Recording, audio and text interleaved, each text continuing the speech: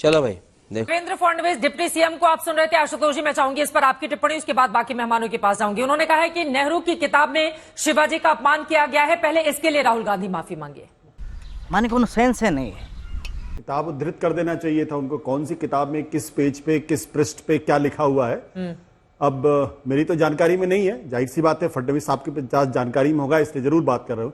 देखिए, महाराष्ट्र का चुनाव जो है वो इस बात पर आधारित होगा कि आज पिछले सालों में महाराष्ट्र की सरकार ने कितना काम किया है। महाराष्ट्र का चुनाव इस पे तय नहीं होगा कि शिवाजी के बारे में नेहरू जी ने क्या कहा या कांग्रेस पार्टी क्या कर रही है। मेरा स्पष्ट तौर पे मानना है, अगर महाराष्ट्र में सब कुछ भारतीय जनता पार्टी के लिए अच्छा हो रहा होता तो लोकसभा के चुनाव में इतनी बुरी गति नहीं होती। कम मर्यादा रखिए, थोड़ी मर्यादा रखिए। महाराष्ट्र में अगर सब कुछ ठीक हो रहा होगा तो सीएसडीएस का सर्वे ये नहीं कहता कि राहुल गांधी महाराष्ट्र के अंदर नरेंद्र मोदी से ज्यादा पॉपुलर है। तो वहां की सरकार को यह जवाब देना पड़ेगा कि आपने क्या डिलीवर किया है। अगर वो इस तरीके से सवाल खड़े करेंगे तो राहुल गांधी को बड़ा करने की कोशिश करो मुझे। और मैं बार बार इसको कह रहा हूं कि जितना राहुल गांधी पर हमला भारतीय जनता पार्टी करेगी, आपको ऐसा क्यों लगता है कि राहुल गांधी बड़े नहीं हैं और बड़ा करने की कोशिश लगातार उनको बड़ा करने की कोशिश कर रहे हैं। वो एलओपी है, देखिए संसद में लीडर ऑफ अपोजिशन है, उनके 99 सीटों वाली पार्टी आपके लिए बड़े नहीं है। आज भारतीय जनता पार्टी लाटकी बहना के बारे में बातचीत करे ना, भाई हम इतने पैसे दे रहे हैं वहां की महिलाओं के लिए, हम महिलाओं के बारे में सोच रहे हैं, तो ये ज्यादा बड़ा मैसेज भारतीय जनता पार्टी की अपनी सरकार के बारे में देगा या फिर ये करेगा। मैं बार बार कहता हूं कि कहीं ना कहीं राहुल गांधी एजेंडा सेट करते हैं और भारतीय जनता पार्टी उस पर रिएक्ट करती है, जो भारतीय जनता पार्टी की कमजोरी और गलती है। संगीत रागी जी, इस पे आप जवाब दे दीजिए, फिर मैं जारी हूं। मैं एक टिप्पणी पहले सबसे हो जाए। मैं आशुतोष की बात से कभी सहमत नहीं होता था, लेकिन मैं इस बात से सहमत हूं। राहुल गांधी जैसे व्यक्तित्व को बहुत बड़ा करने की कोशिश करने की कोई आवश्यकता नहीं है। चुप हो जा, सातवीं फेल, चुप हो जा। राहुल गांधी वाकई ऐसा कह करके और भारतीय जनता पार्टी यदि रिएक्ट करती है तो उसको वो एजेंडा सेट कर रही है और भारतीय जनता पार्टी उस पर रिएक्ट। और यदि आप चुनाव के परिणाम देखेंगे तो जो पार्टी एजेंडा सेट करती है वो पार्टी चुनाव जीतती है, जो पार्टी एजेंडे पर रिएक्ट करती है वो पार्टी चुनाव हारती है। तो राहुल गांधी एजेंडा सेट कर रहे हैं, मैं कह रहा हूं अपनी बेतुकी बातें से, मैं इसलिए कह रहा हूं कि वो बेतुकी बातें कह रहे हैं। उनको राहुल गांधी को, पहली बात तो मैं बहुत गंभीरता से कह दूं, राहुल गांधी को संविधान का एबीसीडी मालूम नहीं होगा। अल्लाह माफ करे, बहुत मनुष्य लग रहे हो, मत करो, रहने दो। संविधान उन्होंने पढ़ा तक नहीं होगा। ये मैं पूरे एक दूसरी बात 52 से 99 लेकर पहुंच गए और अभी भी आप लोग उसी पर अटके हुए हैं कि उनको संविधान का ये भी नहीं पता होगा। मैंने कहा ना, ये बता करके पूरे देश से झूठ बोल करके कि संविधान खत्म कर दिया जाएगा, आरक्षण खत्म कर दिया जाएगा, जबकि किसी ने नहीं बोला, ये चल गया सिक्का। दूसरी बात, जिस शिवाजी के बारे में बात करते हैं उनको कहा जाता है हिंदू पदपादशाही। भारत के पूरी इतिहास में अकेला वो एक, बेटा तुमसे ना हो पाएगा, एक आख्यान है जिसमें हिंदू राज्य की बात की गई है। वरना भारत के यहाँ हिंदू राष्ट्र जरूर रहा है लेकिन हिंदू राज्य कहीं नहीं रहा है। थियोक्रेटिक स्टेट पहली बार जो है वो शिवाजी के समय ही स्थापना हुई, उससे पहले नहीं हुई। और महाराष्ट्र के अंदर जो सावरकर थे वो तो थियोक्रेटिक स्टेट की बात करते थे। राष्ट्रीय स्वयंसेवक संघ जो है थियोक्रेटिक स्टेट के बारे में कभी बात नहीं करता था। तो राहुल गांधी को वाकई यदि शिवाजी की बात कर रहे हैं तो हिंदुत्व के एजेंडे के साथ खड़ा होना पड़ेगा। भारत को क्या राहुल गांधी इस बात से सहमत है हिंदू महासभा से कि भारत को एक थियोक्रेटिक हिंदू स्टेट बना दिया जाए? मुझे लगता है कि राहुल गांधी को इसके बारे में कुछ भी पता नहीं होगा। चले एक काम कर, 200 रुपए दे और 50 रुपए काट ओवर एक्टिंग के वजह। अज्ञानता में अब कोई विचित्र अपना कपड़ा फाड़े तो कोई स्टेट के साथ हैं। क्या भारतीय जनता पार्टी आरएसएस, क्या भारतीय जनता पार्टी आरएसएस चाहती है कि हिंदू भारत जो है वो एक थियोक्रेटिक स्टेट हो जाए? देखिए जैसा इन्होंने, क्योंकि ये जो इतिहास की व्याख्या कर रहे हैं ये बिल्कुल गलत है, अनर्गल है और इसका कोई अर्थ ही नहीं है। नाइस। देखिए मुझे अपनी बात कह लेने दीजिएगा। नहीं,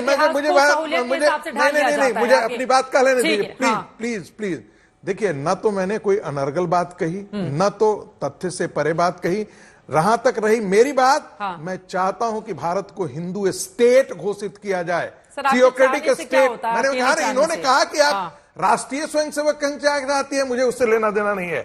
भारतीय जनता पार्टी क्या करती है ये नहीं जाने। यदि इस देश के हिंदुओं की रक्षा करनी है, हिंदुओं के हित की रक्षा करनी है, तो इस देश को थियोक्रेटिक हिंदू बिना स्टेट हिंदू बनाना मुसलमान के तो आपकी पॉलिटिक्स संगीत भी आगे बढ़ती नहीं है।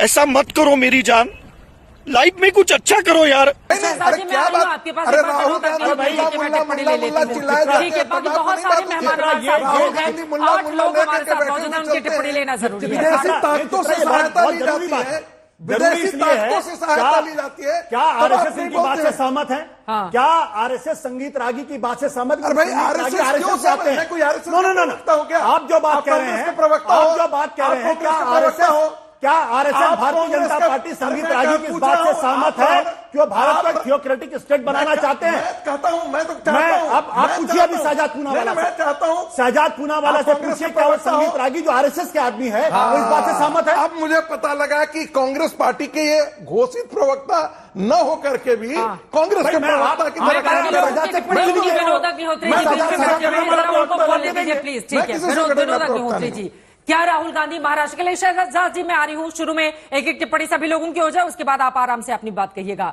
राहुल गांधी क्या महाराष्ट्र के लिए एजेंडा सेट कर रहे हैं या अपनी ही बातों में वो फंस रहे हैं, जैसा कि संगीत रागी जी ने आरोप लगाए? नहीं, देखिए, राहुल गांधी निश्चित रूप से महाराष्ट्र के चुनाव के मद्देनजर उन्होंने आज का कार्यक्रम रखा था कोल्हापुर में, जहां पर संविधान सम्मेलन उन्होंने आयोजित किया और शिवाजी महाराज की प्रतिमा का अनावरण किया।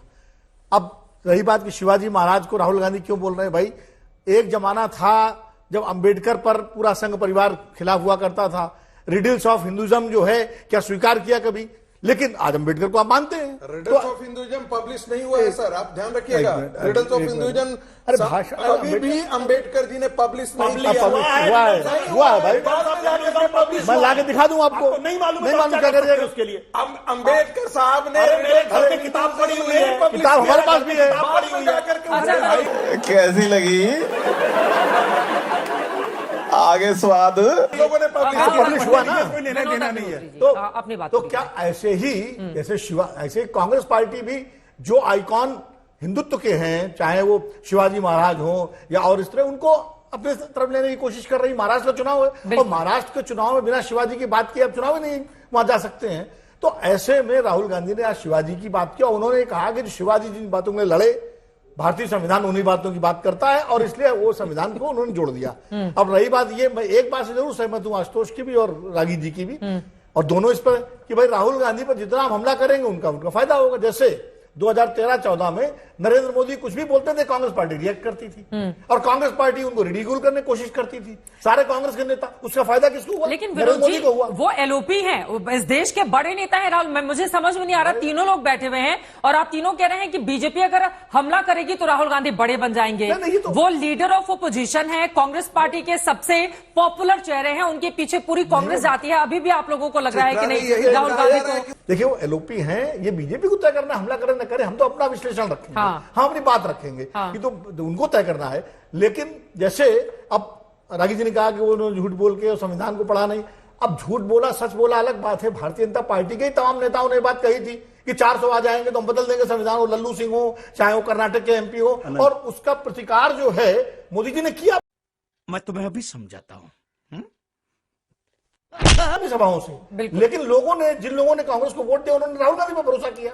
तो अब क्या लोगों को फांसी चढ़ा दीजिएगा? अब लोगों ने मान ली उनकी बात को, और बीजेपी के नेताओं की बात को शायद उतनी क्रेडिबिलिटी से नहीं माना उन्होंने। तो ये तो बीजेपी को आत्मावलोकन करना पड़ेगा कि आखिर क्या बात थी कि संविधान वाली बात जो उनके तमाम सारे नेताओं ने कही उसको लोगों ने मान लिया।